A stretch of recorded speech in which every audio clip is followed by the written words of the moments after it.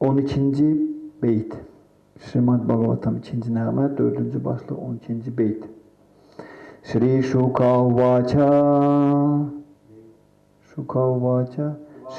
Шри Шукадева Госвами сказал: Намаха, выражая почтение Парасмаи, Верховной, Пурушая, личность Бога, Бхуяси, полному целому, Сад Удбхава, творящему материальный мир, Стхана, поддерживающему его, Ниродха и его уничтожающему, Лилая, играючи, Грихита, принявшему, Шакти, энергию, Тритаяя, трех гун, Дехинам, всех, кто обладает материальным телом. Антахабхавая, пребывающим внутри. Анупалакшя, непостижимо. Вартмане, тому, кто действует подобным образом. Шри Шуковача, Намаха Парасмай Пурушая Буясе, Садудбхава Стана Ниродха Лилая, Грихита Шакти Тритаяя Дехинам, Антарбхаваяну Палакшя Вартмане. Шри Шуковача, Намаха Парасмай Пурушая Буясе, Садудбхава Стана Ниродха Лилая, Грихита Шакти Тритаяя Дехинам Антарабхаваяну Палакша Вартмане. Шри Шука Вача Намаха Парасмай Пурушая Бхуясе Садудбхава Стхана Ниродха Лилая Грихита Шакти Тритаяя Дехинам Антарабхаваяну Палакшая Вартмане. Он ilahi merhameti Abhay Charan Bhaktivedanta Swami Шрила Прабхупаданың тәржімәсі və izahı. Шукадева Госвами сказал: в почтении склоняюсь перед Господом Верховной Личности Богом, который для сотворения материального мира принимает три гуны природы. Он полный целый, пребывающий в теле каждого, и пути его неисповедимы. Пути Господни неисповедимы, как христиане говорят. Шукадева Госвами сказал: я в почтении склоняюсь перед Господом Верховной Личности Бога, который для сотворения материального мира принимает три гуны природы. Он полное целое, пребывающий в теле каждого, и пути его неисповедимы. Шрила Прабхупада Низахам. Материальный мир представляет собой проявление трех гун природы: благости, страсти и невежества. И для сотворения, поддержания и уничтожения материального мира Верховный Господь принимает формы трех божеств, становясь Брахмой, Вишну и Шанкарой, то есть Шивой. Как Вишну, он входит в каждое сотворенное материальное тело. В форме Гарбхадакашая Вишну он входит в каждую вселенную, а в форме Кширдакашая Вишну в тело каждого живого существа. Господь Шри Кришна – источник всех этих Вишну-татв, и потому его называют здесь Парахпуманом. Парахпуманом. А в Бхагавад-гите 15.18 его называют Пурушоттамой. Он полное целое. А Пурушаватары – его полные экспансии. Бхакти-йога – это единственный метод, с помощью которого человек может познать Бога. Поскольку философам-эмпирикам и йогам-мистикам не дано постичь личность Бога. Его называют Анупалакша Вартмане, владыкой непостижимого пути бхакти-йоги. Шри Шукавача Намаха Парасмай Пурушая Бхуясе Садудбхава Стана Ниродха Лилая Грихита Шакти Тритаяя Дехинам Антарбхаваянупалакшая вартмане. Шукадева Госвами сказал: я в почтении склоняюсь перед Господом Верховной Личности Бога, который для сотворения материального мира принимает три гуны природы. Он полное, целое, пребывающий в теле каждого, и пути его неисповедимы.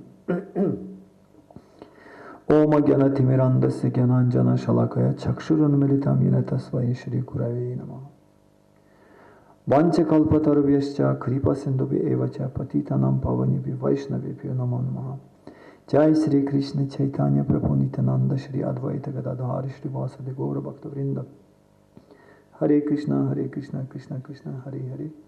Hare Ram, Ram Ram, Hare Hare. Beləliklə Şirmad Bhagavatam 2-ci nəğmə 4-cü başlıq 12-ci beyt. Şri Şukadeva Gosvami böyük mömin övliya şah Parikshit Maharaj'ın suallarını cevaplandırır. Parikshit Maharaj əvvəlki söhbətlərimizdən dedi ki, Parikshit Maharaj 5000 il bundan qabaq yer kürəsinin imperatoru idi.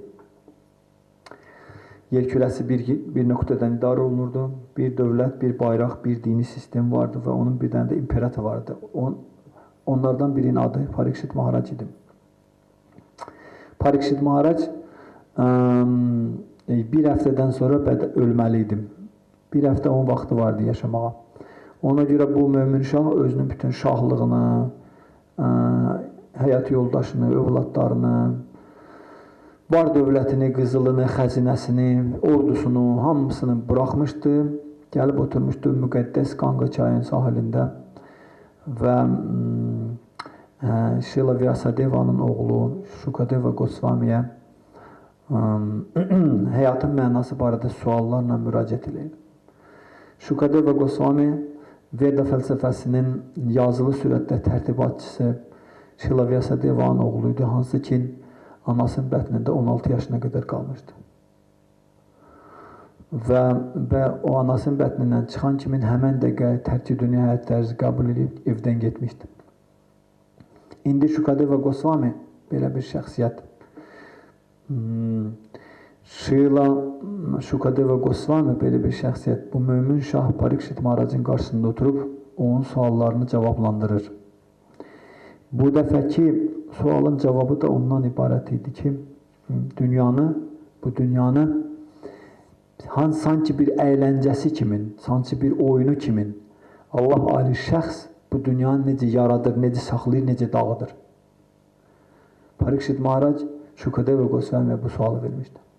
İndi Şukadeva Gosvami onun bu sualının birinci cavabı budur. O Allah ali şəxsə indi oxuduğumuz beytin tərcüməsi belədir ki, o Allah ali şəxsin qarşısında ehtiramla baş əyir və deyir ki, o Allah ali şəxsin qarşısında baş əyirəm ki, hansı ki bu maddi dünyanı yaratmaq üçün 3 keyfiyyətə qəbul eləyir. Bunlara sanskrit dilində gunalar deyilir. 3 gunanı qəbul eləyir.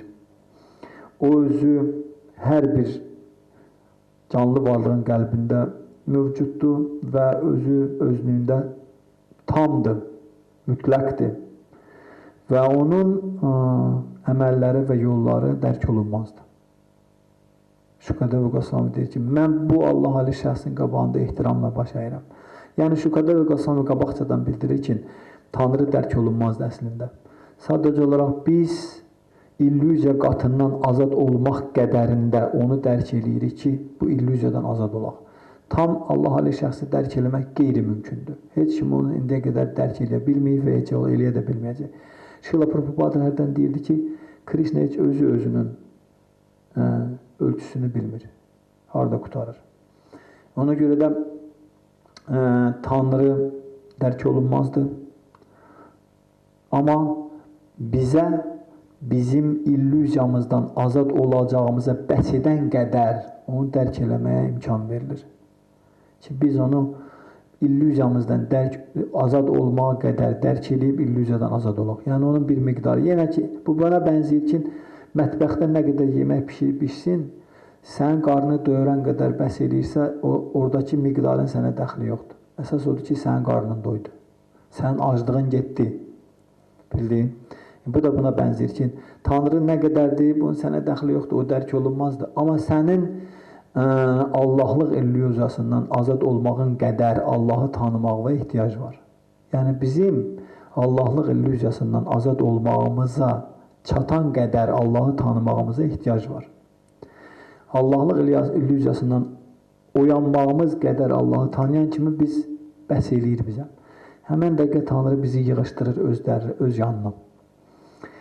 Bu nöqteyi nəzərdən Şukadeva Goswami deyir ki, Tanrı bu dünyanı yaradıb və bu dünyanın yaranma prosesində o üç quna adlı enerjini qəbul edir. Həzrət Narayanadan bir dəfə sual verir bir mömin şəxs, soruşur ki, ey Tanrım, Narayana, Bhagavan Narayana, sən bu maddi dünyanı ne üçün yaratmısan?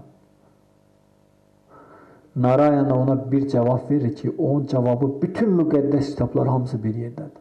Bütün müqəddəs, yer kürəsində nə qədər müqəddəs kitab var, hamısını Tanrı bir cümlə ilə deyir. Deyir ki, mən bu dünyanı yarattım ki, səfih canlar bura gəlsinlər. Məndən kənar həzz almağa çalışsınlar. Elədikləri əməllərin nəticələrində itib batsınlar. Sonra peşiman olsunlar, düşsünlər mənə, ibadət yoluna qayıtsınlar mənim yanıma. Bir cümlə. Həzrət Narayana bundur. İndi Şukadeva Goswami bu Həzrət Narayana'nın dediyi bu cümləni xırdalaya gedəcək. Ki, nətər o bunu yaradır, necə yaradır? Və təbii ki, Şukadeva Goswami başlayır, ilkin olaraq başlayır üç quna anlayışından. Üç quna anlayışlara, bu üç quna üç keyfiyyət deməkdir. Üç keyfiyyət Tanrı Allah ali şəxsin maddi dünyada həyata keçirdiyi ən əsas funksiyalardır, ən əsas lilalardır deyək ki. Bunların adı ehtirasdır, cəhalətdir, bir də xeyirxahlıqdır. Deməli, ehtiras, Tanrının ehtiras enerjisi bu yaradıcı enerjidir. Bu enerjinin vasitəsilə Tanrı yaradır kainatı.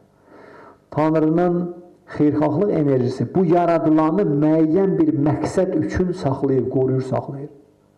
Daim yox. Maddi enerji daim mövcud deyil. Bir müddət mövcuddur. Lotus, nilüfər gülü səhər açılır, axşam bükülür. Bir müddət qalır. Bu gülün belə bir xasiyyəti var. Ona görə Tanrının maddi enerjinin belə bir xasiyyəti var. O açılır, bir də bükülür. Açılır, bükülür. Ona sanskrit dilində vyakta, vyakta, vyakta, vyakta. Yəni təzahür eləyir, sonra təzahür eləməmiş hala gedir. Təzahür eləyir, bir də təzahür eləməmiş hala gedir. Bu enerjinin belə bir keyfiyyəti var. Bu enerji bu cürdür. Tanrının çoxlu sayda enerjilərindən biri budur ki, bunun bu cür keyfiyyəti var.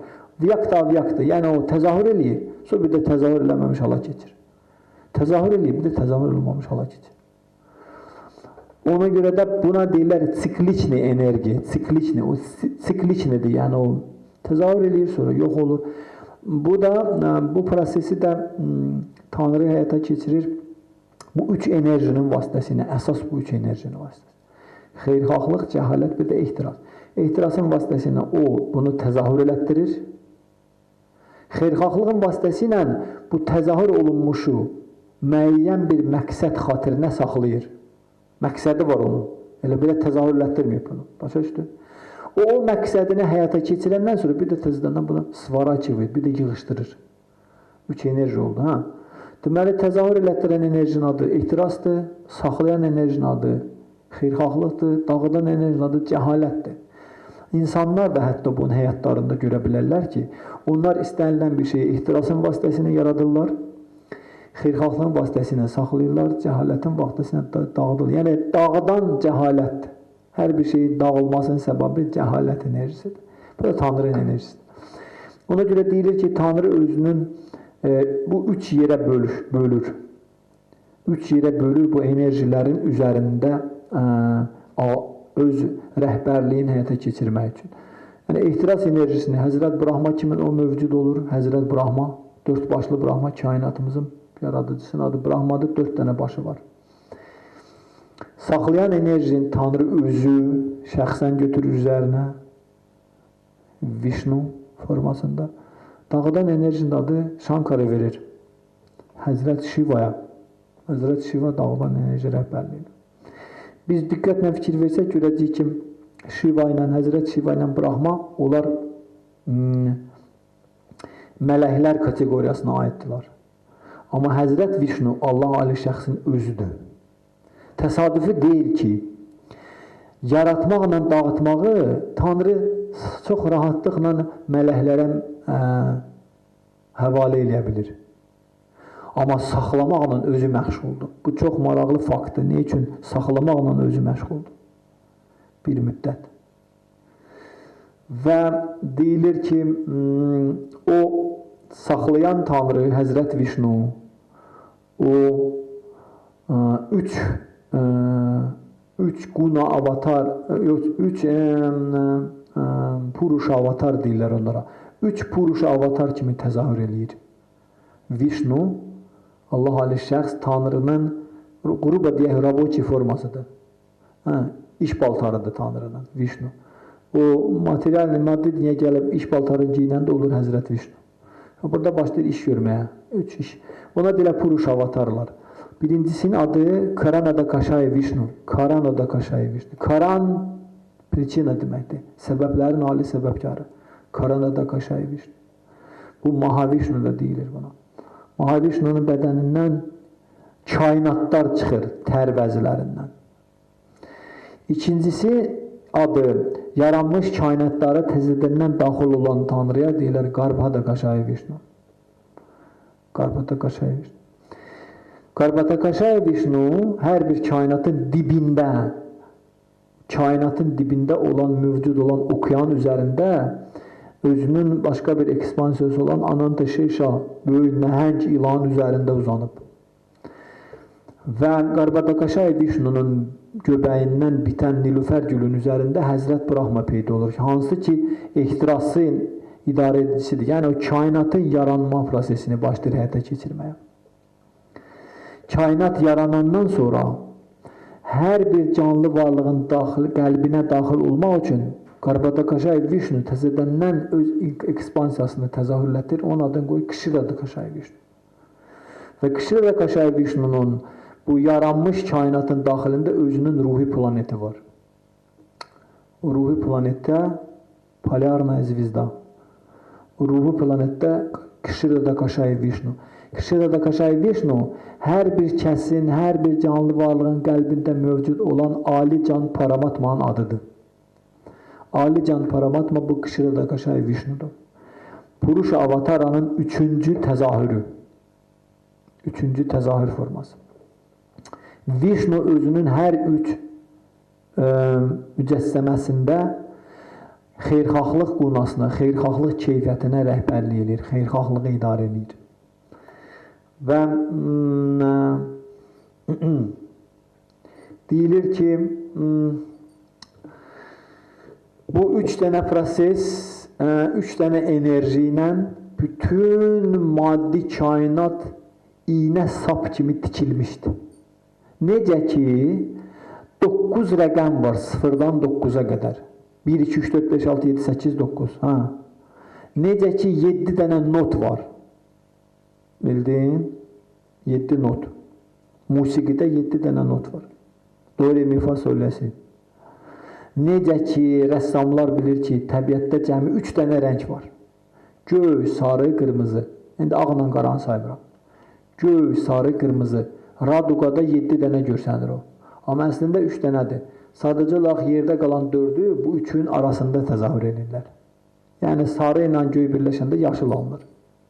Qırmızı ilə göy birləşəndə fioletiv alınır. Bildiyin? Sarı ilə qırmızı birləşəndə kök rəngi alınır, narıncı. İtaq alınır 7 rəng, amma əslində 3 dənə rəng var. İndi 3 dənə rəng, 7 rəng olur. Sonra rəssamlar bu 7 rəngdən də nə qədər rənglər ala bilirlər. Gör, nə qədər rəng var. Bunların hamısı kökü 3 rəngdə durubdur. Necə ki, 7 dənə səsdən gör, simfoniyalar yazılır. 9 dənə rəqəm gör, nəyə qadirdir? Kompüter 9 rəqəmlə işləyir. 9 rəqəmin üzərində qurulubdur. Milyardlar, trilyardlar hesablanır o rəqəmlə. Eləcə də bütün maddi dünya, maddi enerji deyilən bu enerji 3 dənə bu sapdan tikilib. Xalçanı söksək, gözəl güllü çiçəkli xalça yoxdur yerdə. Onu başlayıb söksək, baxacaq o xalçanın üzərindəki güllərin rəngində saplara parçalanacaq. Neçə rəng sap var orada? 4 dənə, 5 dənə sap var. Amma ondan bir gözəl bir xalça toxuyan, gözəl bir mənci, gözəl bir şey toxuyubdur. Hə? İndi buna qadir olan insanın yaradıcısı Tanrıdır. Ki Tanrı özü də bu dünyada bütün rəngarəngliyi ilə bu üç enerjinin müxtəlif konfigurasiyalarından, müxtəlif qarışığından düzəldibdir. Eləcə də insanın bədəni bu üç enerjinin birləşməsidir. Ehtiras, cəhalət, bir də xeyirxahlıq. İndi bu üç enerji deyildiyi kimi, bu üç enerji aktiv, ruhi can çox aktiv bir varlıqdır. Ruhi can çox aktiv bir varlıqdır. Biz ruhi təbiətimizə qalanda superaktivik. Dayanmaq yoxdur, o superaktiv daim fəaliyyətdədir və həzdən həzzə düşür. Ruhi təbiətimiz, bildiyin. Amma maddi dünyada o yatmış vəziyyətdədir. Niyə görə? Çünki özünü unutturublar ona. Onun özünü unutturandan sonra bu üç qunanın birləşməsindən yaralmış illüzor bir maddi bədən verilir ona. O bədən başlayır, o üç quna başlayır fəaliyyət göstərməyə. O ruh yatır. Amma fəaliyyət göstərir bu üç quna. Ne üçün? Ki onun, o ruhi canın illüzor istəyini həyata keçirsinlər. Bu nəyə bənzəyir? Bu ona bənzəyir ki, bir varlı karlı bir milyonerin oğlu günlərin bir gün atasına deyir ki, ay ata, torpağın üstündə gəzməkdən bezmişəm. Mən istəyirəm bir səmaya qalxım, bir quş kimi uçum. Atası deyir, ay kişi, biz torpağın üstündə yaşamalıyıq. Ora quş uçur göydə. Sən hara, göy hara. Deyir, yox istəyirəm vəssalam. Bunun atası varlı da, hər cür imkanı var başa düşdün. Onda bu bir dənə samolyot alır bunun üçün. Şəxsi samolyot. Bir dənə də sürücü, lotçik qoyur onun içinə. Oğluna da deyir, min oğul ora, min. O da oğlu da minir ora, oturur sakitcənə. Bu samolyot uçur göyə. Uçur gedir Himalaydan belə göyə gəzir, oğul da baxır pəncərədən. Xoşun gəlir. İndi uçan oğlu deyil. Uçan oğlu deyil. Sürəti artıran, azaldan, sala dönən, sağa dönən oğlu deyil. Oğul oturub onun içində sakitcənə, sükunətdə. Uçan samolyotdur və onun idarəçisi də var, pilotu da var. Bu da oturub onun içində. Özünü samolyotla eyniləşdirir ki, baya mən uçuram. Onu başa salsan ki, sən uçmursan, uçan samolyotdur. Və yaxud deyir ki, mən suyun altında yaşamaq istəyirəm. Onda ona bir dənə sualtı qayıq verirlər. Girir sualtı qayığın içinə, sualtı qayıq üzür suyun altında, hər şeyi görür bu. Bildiyi nətədir? Tutdur nə deyirəm? İndi bizim maddi bədənimiz həmən bir sualtı qayıqla ya da samolyotdur. Bunun idarəçisi də var. Tanrı özü şəxsən buradadır. Biz ruhi canlı varlıq kimi bunun içində yatmışıq. Aktivliyimizi buraxmışıq.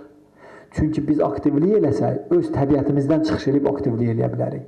Amma öz təbiətimizi unutmuşuqsa, biz necə aktivlik eləyə bilərik? Bildiyin, ona görə bizi yatırırlar, usupulət edirlər. İndi ruhi can öz təbiətinə görə çox aktiv olduğuna görə bu üç dənə enerji, ehtiras, cəhalət və xeyirxahlıq öz aralarında daim konkurensiyadadırlar, aktivdirlər. Yəni bu aktivliyi təmin eləmək üçün daim konkurensiyadadırlar, başa düşdün? Xeyirxahlıq qunası cəhalətlə ehtirası üstələməyə çalışır. Ehtiras qunası xeyirxahlıqla cəhaləti üstələməyə çalışır. Cəhalət qunası ehtirasla xeyirxahlığı üstələməyə çalışır. Yəni bunlar öz aralarında yarışırlar, daim yarışırlar. Bu da, məhz bu da, bu maddi kainatda mövcud olan bütün bu proseslərin əsas fundamentində durubdur. Mələklər, demonlar. Demonlar cəhalət qunasını artırmağa çalışırlar. Mələklər xeyirxahlıq qunasını artırmağa çalışırlar. Təsirini bildiyin. Beləcə də deyilir ki, insan bu üç enerjidən təşkil olunmuş bədənini istifadə eləməsi, özünün ruhi təbiətinin rifahı üçün istifadə eləməsində onun bu üç enerjinin hansına üstünlük verəsindən asılı olacaqdır. Əgər o ehtiras keyfiyyətinə üstünlük versə, onun bədənində ehtirasın təsiri arta-arta gedəcək və o insanın dünya görüşü ancaq yaradıb, qrup yaratmaqdan ibarət olacaq. Yəni o insan elə bir dünya görüşünə malik olacaq ki, o düşünəcək ki, elə Mənim işim gücüm qrup yaratmaq olmalıdır. Tikim elə, şəhərlər salım, zavodlar tikim, fabriklər açım, nə bilim daha nələr eləyim. Uçum gedim Marsa, orada nəsə tikim. Bu adam ehtirası gücləndirib özündə bildiyin. Bunun üçün də bu gözündən, ağzından, burnundan, qulağından ona uyğun qidalar qəbul edir içəri. Ehtiraslı olan qidalar. Əgər o cəhaləti artırsa öz içində, bildiyin, o insanın dünya görüşü elə formalaşır ki də, o insanların daxilini, mənəvi keyfiyyətlərini alt-üst eləyəcək fəaliyyətlərlə məşğul olur. O fəaliyyətlər ki, onlar insanların mənəvi, ruhani keyfiyyətlərini alt-üst eləyir, dağıdır. Çünki dağıtma prosesi oradan başlayır. Birinci mənəvi dağılır, sonra bədən, düzdür? Yəni birinci ruh bədən tərk eləyir, sonra bədən başlayır nə eləmə? Sökülüb dağılmağa da, elə deyil. Ona görə də istənilən möhkəm materialın içində enerji var. O enerji oranı tərk edəndə o maddə başlayır dağılmağa. Cəhalət enerjisinin birinci missiyası hər bir şeyin moralini, duxovunu alt-üst eləsin, dağıdır. Ondan sonra onun materialini, o abaloçkası öz-özünə razılaqatçı olur, dağılır, tökülür. Ona görə də cəhalət enerjisini yedizdirən insanlar gözü ilə, qulağı ilə, burnu ilə, ağzı ilə cəhalətli olan qidaları qəbul etsən də elə bir dünya görüşü formalaşır ki, onun fəaliyyəti ancaq hər bir şeyi içindən dağıtmaq olur. Xeyrxahlıq qonasının təsirini artıranda, xeyrxahlıq qonası ilahi biliyin təzahürüdür. İlahi bilik xeyrxahlıq qonası vasitəsilə təzahür edir. Yəni, ilahi biliyin içində nə var? İlahi biliyin içində ilahinin volyası var, Tanrının volyası var, iradəsi var. İlahi bilik nə deməkdir? İlahi bilik bu dünyanın yaradanın iradəsi deməkdir. Bu dünyanın yaradanın iradəsi odur ki, nədirsə, o ilahi biliyin içindədir. Və deyilir ki, insan bədənində xeyrxahlıq qonasını o vaxt artırır ki, təsirini, o bədəninin bütün qapılarını ilahi biliklə təmin eləsin. Bhagavad Gita'da yazılıb. Kim ki, ağzı, gözü, qulağı, burnu və s. başqa qapılar, bədən 9 qapılı şəhərdir. Bütün bu qapıları ilahi biliklə təmin eləyirsə, onda o insan bədəni xeyrxahlıq qonasına gəlir. Yəni ki, onun dünya görüşü, Həzrət Vişnunun dünya görüşündən eyni olur. Buna deyirlər ilahi şuurda bərqərar olmaq. Həzrət Vişnuda bu üç enerjidən hansına rəhbərlik edir? Poddirjaniya, saxlamaq, qoruyub saxlamaq. Nə üçün qoruyub saxlamaq? İlahi bilikdə onun iradəsi yazılır ki, mən bu dünyanı yaratdım ki, siz burada öz bildiyiniz kimi hərəkət eləsiniz, peşman olasınız, sonra düşəsiniz, mənə ibadət yoluna qaydasınız mən yana. Deməli, ilahi biliyin iradəsi ondur ki, Tanrının iradəsi odur ki, bütün burada yaşayanları onsuz yaşamaqdan razı-kəravat eləsin, peşman eləsin. Sonra özünə ibadət yoluna qoyub öz yanına qaytarsın. Bax, bu məqsədlə Həzrət Vişnu bu üç enerjinin içində saxlayan mövqeyini tuturdu. Qoruyub saxlamaq. Yəni nəyi? Mövcud olan hər bir şeyi qoyub saxlasın. O vaxta qədər ki, burada yaşayan canlı varlıqlar özlərinin ruhi təbiətlərini dərk edib, maddi konsepsiyadan imtina eləyərək qaydacaqlar o yanına. Bax, bu məqsədlə o buranı saxlamaqla məşğuldur. Bu ona bənzəyər ki, küçədə avtobus sürür, sərnişin daşıyır. Avtobus sərnişin daşıyır. Məktəbdə uşaqlar gəlirlər, dərs alırlar, məktəbin direktoru var. Avtobusun şoförü var, sürücüsü var, düzdür? Avtobusun şoförü var, sürücüsü var. Məktəbin direktoru var.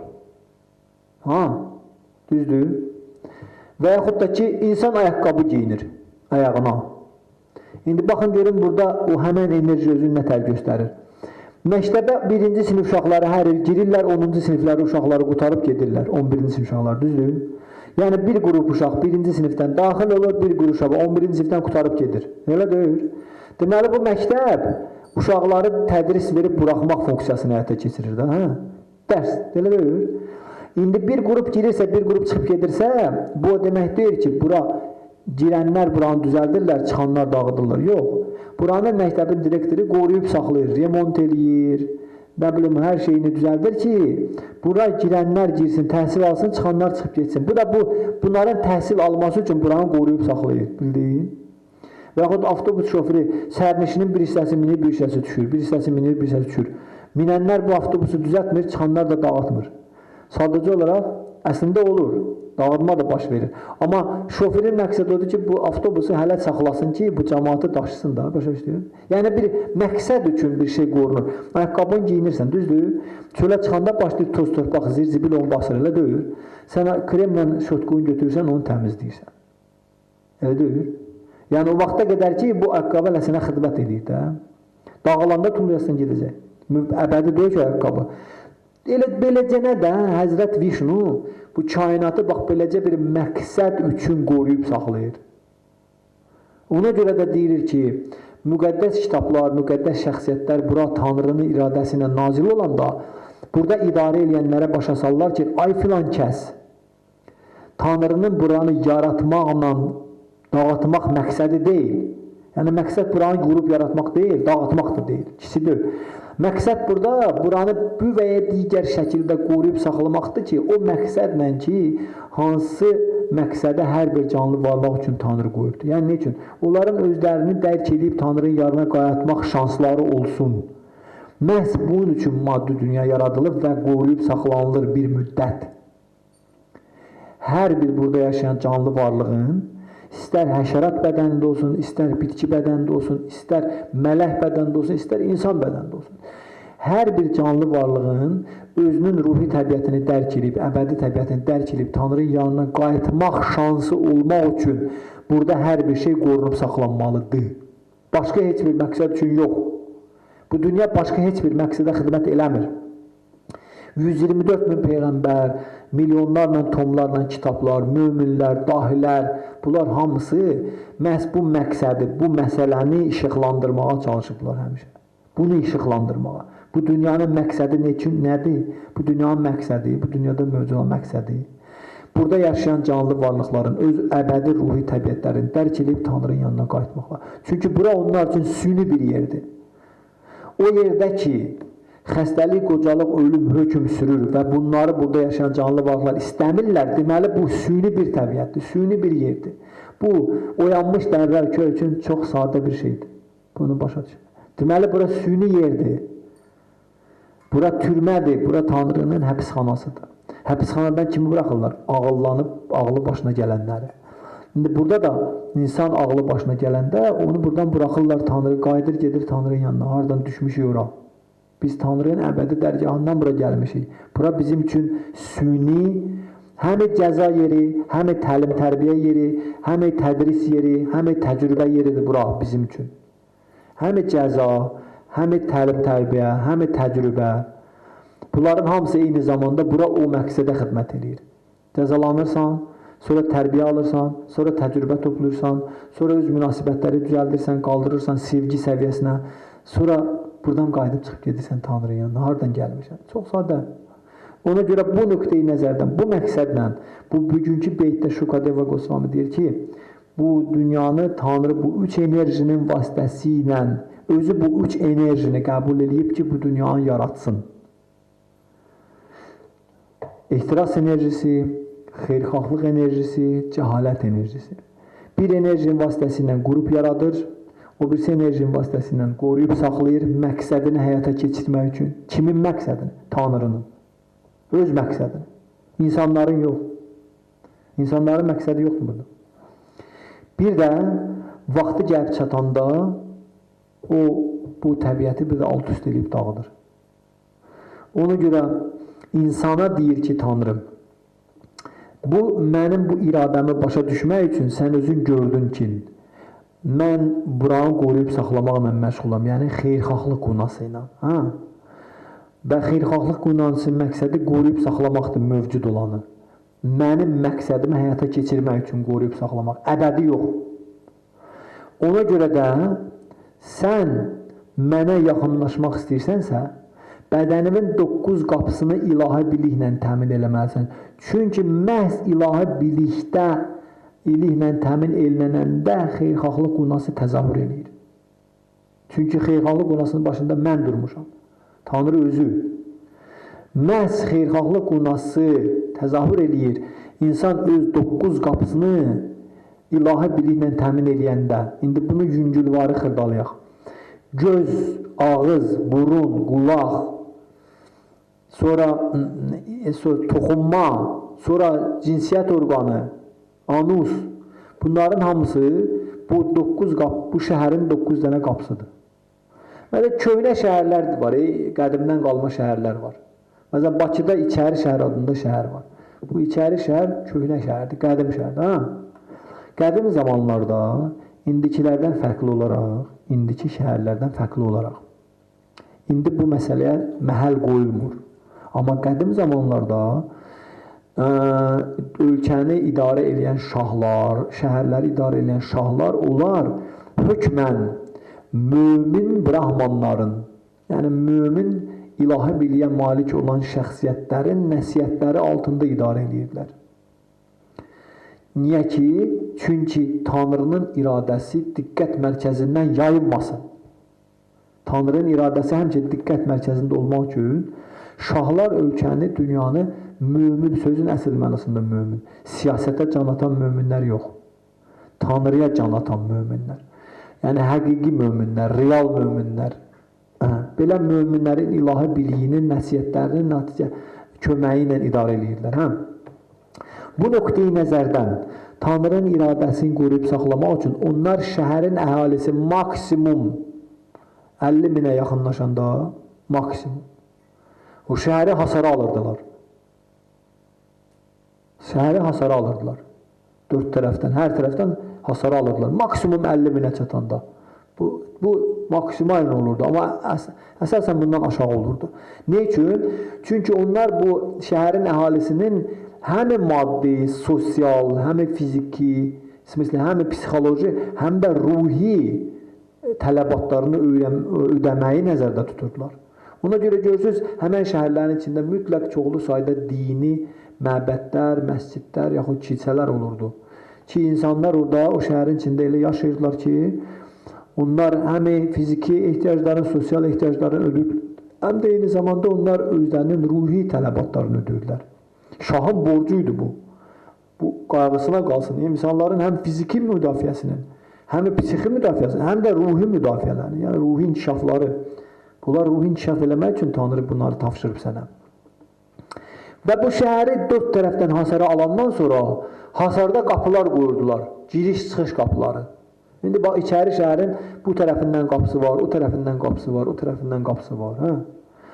Və bu qapılara mütləq şah özünün kimlərini qoyurdu? Əskərlərini. Tamojenli kontrol. Gömrük qoyurdu. Gömrük. Hər qapıda gömrük olurdu.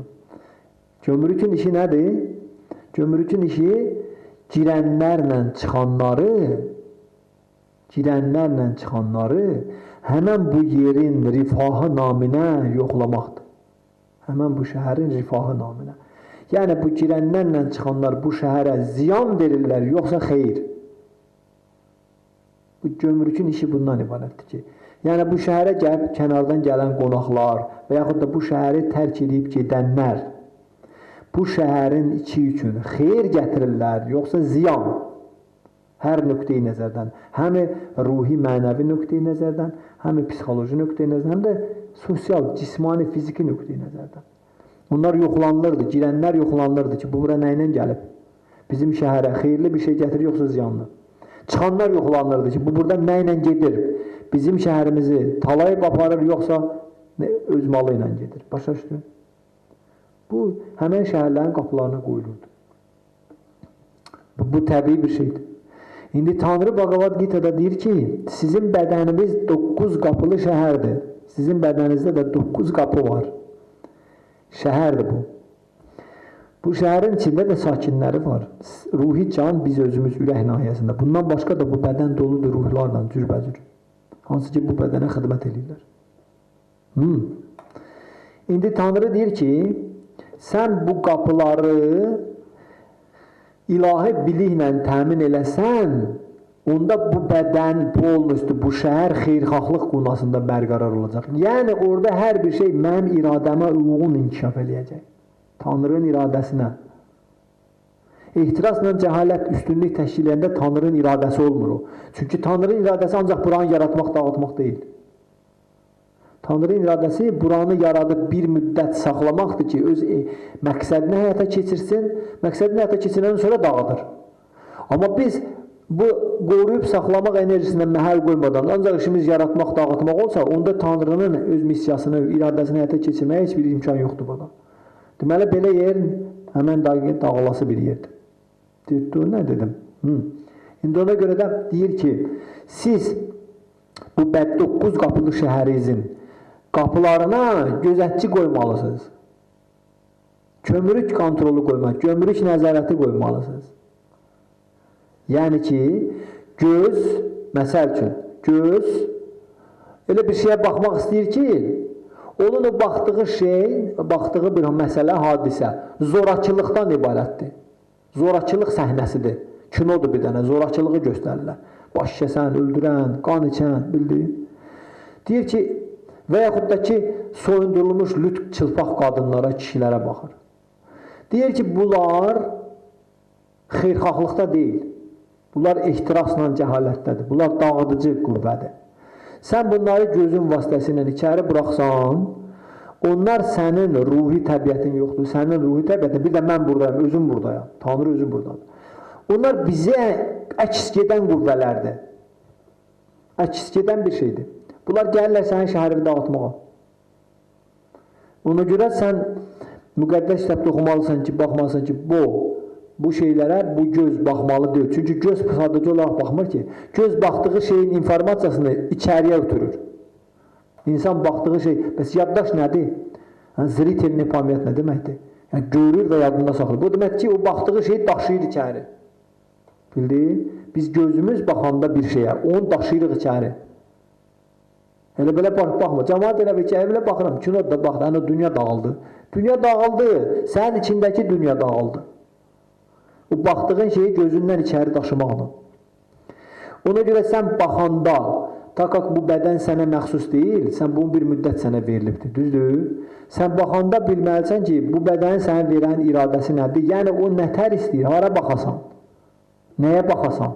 Ki, sənin xeyrin olsun bu. Sənin şəhərinin xeyrin olsun. Sən o biliyi müqəddəs kitabdan götürüb gözünü qırağına qoyanda keşişdi kimin? Sən gözün həmən şey baxanda bu keşişdi deyir, yox, ora baxmaq olmaz.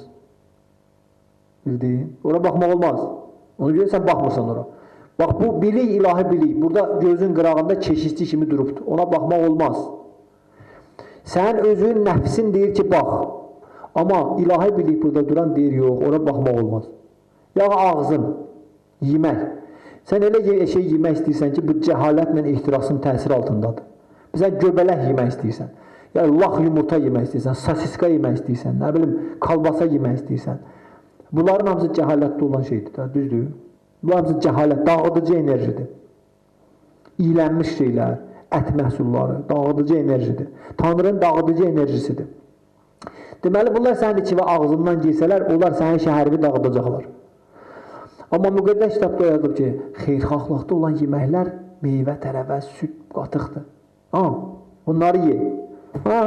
Sən bu biliyi götürsən, qoysan ağzının qırağına köşişçi kimi, durub burada. Əlində də ox, nizə yanıb belə. Durub biri ağzının bu tərəfində, durub biri bu tərəfində. Əllərində nizə. Ətlə kalbasa gələndə o nizələri krest eləyirlər ki, olmaz bura. Amma ora gələndə meyvə, tərəvəz, süd, açırlar nizələri, onlar gidir içəri. Çünki bunlar xeyrxahlıqdadır. Tanrının iradəsini həyata keçirlər onlar. Buna deyirlər xeyrxahlığa gəlmək, xeyrxahlıq qunasına. Yəni Tanrının iradəsini həyata keçirməyə. Və Tanrı Baqavad Gita deyir ki, məhz xeyrxahlığın vasitəsilə insan mənə yaxınlaşa bilər. Mənə yaxınlaşmaq istəyirsən, ancaq xeyrxahlıqda. Cəhalətlə ehtirasda mənə yaxın gələ bilməzsən. Cəhalətlə ehtirasda sən gendən gedəsən. Mənə yaxın gələ bilməzsən. Yəni ki, dini ibadət Tanrıya yaxınlaşmaq üçündürsə də, deyir ki, ancaq xeyrxahlıqda mənə yaxınlaşmaq olar. Xeyrxahlıqda olan yemək göz üçün obrazlardır. Xeyrxahlıqda olan şeylərə baxmalısan. Cəhalət ehtirasda olan şeyə baxmaq olmaz. Xeyrxahlıqda olan səs var. Azərbaycanda səs-küy var. Səs-küy. Səs, xeyrxahlıqda olandır, küy dağıdıcıdır. Küy dağıdan səsdir. Ona gedirlər, səs-küy salma. Küy dağıdan bir şeydir. Amma səs var ki, məsəl üçün, Quran avazla oxunması, azan səsi və yaxud hər hansı bir dənə vidikiski mantra. Bu, xeyrxahlıqda olan səsdir. Muğamat, Azərbaycanın hansı bir muğamatı. Bu xeyirxahlıqda olan səsdir. Sana qulaq asanda sənin qulağından xeyirxahlıqda olan qida girir içəri. Amma hər hansı bir müğənninin şadlıq sarayında oxuduğu mahnı, nəğmə, hər hansı kimisə bir rock and roll oxumağı, hər hansı kimisə bir nə bilim heavy metal qulaq asmağı, bunların hamısı cəhalətdə olan səslərdir. Və onlar insan içinə girəndə dağıdıcı işlə məşğuldular. Bildiyin. Və yaxud burnumuz vasitəsilə heç kimin xoşu gəlməzdir, getsin zibil vedrələrin qırağında dursun, dərindən nəfəs alsın. Heç kim onu istəməz. Elə deyil. Heç kim onu istəməz. Amma bunu iyiləyəndə burnun vasitəsilə bu dağıdıcı idi. Sən ət məhsullarını bişirəndə baxarsan ki, qazandan təri gəlir. O da nifunət idi. Amma bunu adamlar yeyirlər. Bu da insanın içində cəhaləti doldurur, cəhalət enerjisini doldurur. Bildiyin. Bu nöqteyi nəzərdən müqəddəs kitabların qoyduğu qayda qanunlar ki, bunu ye, bunu yemə, bura bax, bura baxma, bunu iylə, bunu iyləmə, buna qulaq as, buna qulaq asma. Bunun məqsədi insanın 9 qapılı şəhər adlanan bədənini xeyirxahlıq keyfiyyətində bərqərar eləmək üçündür. Çünki Tanrıya xeyirxahlıq olmadan ibadət eləmək mümkün deyil. Tanrı ancaq xeyirxahlıqda olan ibadəti qəbul edir. Cəhalətlə ehtirasda olan ibadəti qəbul eləmir. Cəhalətlə ehtirasda olan insanın arzuları həyata keçmir. Nə qədər insanda bədənində cəhalət və ehtiras enerjisi üstünlüyü təşkil etsə, o qədər insan öz arzularından gen düşür. Heç bir arzusu həyata keçmir. Belə insana ancaq layiq olduğunu verirlər. Və buna deyirlər karma qanunu, qismət, tale yazısı. Qismət, tale yazısı cəhalət və ehtirasda olan insanlar üçün nəzərdə tutulub. Xeyirxahlıq qonasında olanlar özünün qismətindən, taleyinin çərçivəsindən qırağa çıxa bilirlər. Yəni ki, öz qismətini dəyişə bilər. Xeyirxahlıq qonasında olan insan. Amma ehtirasla cəhalətdə olan yox. Çünki ehtirasla cəhalət dağıdıcı enerjilərdir. Dağıdıcı enerjinin təsiri altında olan insanın arzusunu niyə həyata keçirdəsən ki? Öyle deyil, məntiqidir və düzdür. Ona görə belə insanı karma adında qanunla məhdudlandırırlar. Qismət, tali adında qanunla məhdudlandırırlar ki, o insana arzuladığını yox, layiq olduğunu verirlər. Başa düşdü? Layiq olduğu da hansıdır? Öz başına hərəkət elədiyi fəaliyyətinin nəticələri. Öz başına hərəkət elədiyi, insanın öz başına həyata keçirdiyi fəaliyyətinin nəticələrinə deyirlər karma qanunu, qismət qanunu. Yəni, o onun əl-ayağını bağlayır. Öz başına hərəkət edən fəaliyyətinin nəticələri. İnsanın öz başına həyata keçirdiyi fəaliyyətin nəticələrinə deyirlər qismət, tali, karma. Və onun da məqsədi insanı məhdudlandırmaqdır. Müstəqilliyini məhdudlandırmaq. Ne üçün? Çünki öz başına hərəkət edir. Öz başına hərəkət edən insana heç kim azadlıq vermək istəməz. O məhdudlandırırlar. Bax, o məhdudlandıran qanunlara deyirlər karma, qismət, tali. Cəhalət və ehtirasda hərəkət edən insanlar bu qanunun çox stroq təsiri altındadır. Ona görə belə insanlar çox asanlıqdır ki, özlərin astrolojik kalendarına baxa bilirlər. Astrologiya demək yazılıb ki, səninlə sabah filan şey baş verəcək. Çünki bu cəhalətlə ehtirasın təsiri altında olana görə belə insanın taleyini priduqadayt, o üçün lekko, qabaqcadan demək. Çünki hamısı qabaqcadan yazılıb da bu, bunun başına nə gələcək? Bütün cəhalətlə ehtirasda yaşayır bu, ona görə. Amma xeyirxahlıq qonasında olan insanın müstəqilliyi genişlənir. Ona görə də Bhagavad Gita'da Tanrı deyir ki, məhz transendental biliyin köməyi ilə insan özünün karmasını dəyişə bilər, taleyini. Transendental biliyin köməyi ilə insan düzgün hərəkət eləmək iqtidarında olur. Sözə qulaq olsan, uşağı valideyni heç vaxt məhdudlandırmır, nəzarət eləmir ona. Əgər uşaq sözə qulaq olsandırsa, valideyni onu minimalini nəzarət edir ona, minimalini. Amma uşaq sözə qulaq olsan deyilsə, öz başına hərəkət elə, uşaqdırsa, yaxşı, normal valideyn, ağıllı valideyn hər dəqiqə bunu nəzarət edir. Hara getmişdin, niyə getmişdin, nə qədər qaldın, nə aldın, kimlə oturdun, durdun, hər şeyi soruşur ondan. Hara buraxanda da saatla buraxır, dəqiqə ilə. Çünki bu sözə qulaq olsan deyil. Valideyni bilir ki, bu 100 oyundan çıxa bilər.